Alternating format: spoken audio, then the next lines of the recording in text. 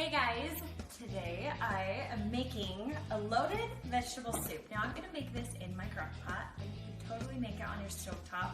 Just cook it until all these vegetables are soft. And I'm going to show you how to make this without any meat if you just are wanting to load up on vegetables, but you could totally throw in some chicken breast or like ground turkey to give you some added protein, and especially if you want to make this a heartier soup if you're serving it as like a main dish. So I'm gonna just jump right in and get started. So I've got my slow cooker here. This is a 6-quart slow cooker.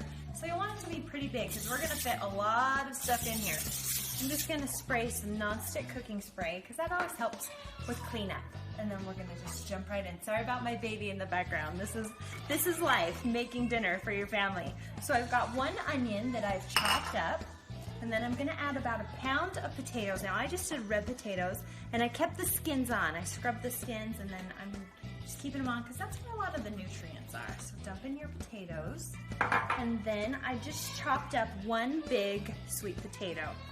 I love the color of sweet potatoes, plus the flavor is really good. And then I just cut up some baby carrots. If you're using big carrots, I would say do about 2 whole carrots. Chop them up. And then I'm gonna do just 2 stalks of celery.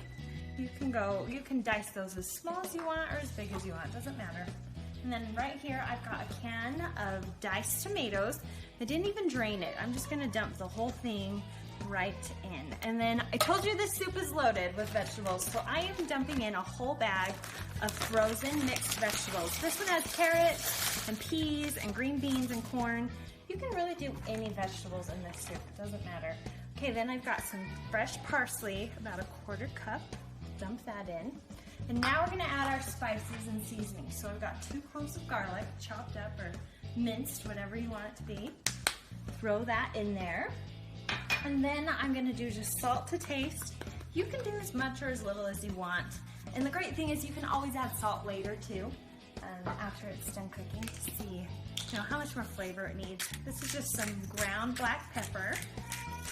Probably do like 1/4 teaspoon, just give it a couple twists. Okay, and then garlic salt. You can also use garlic powder. Just kind of put some on there. Allspice, this is not necessary, it's completely optional, but it does give it a really good flavor, and you don't need very much because it's pretty powerful. I'd say maybe 1/8 of a teaspoon. And then this one's also optional. This is crushed red pepper. It doesn't really add heat, it adds kind of just some flavor. So put that on there. Now, if you wanted to add protein like chicken, this would be the time to do it. But it's totally good without that also. And then I'm just gonna add 4 cups of chicken broth. Now, if you want this to be completely vegetarian, you could definitely use vegetable broth. Just kind of use whatever you have on hand. Okay, and there you go. Let me grab a spoon to stir it. I'm gonna give it a good mix, and then you're just gonna cook this on low until your vegetables are tender. I would say maybe 3 to 4 hours on low, and then check it and see if your sweet potatoes and your red potatoes are soft. If not, you could go another hour or so until they are soft.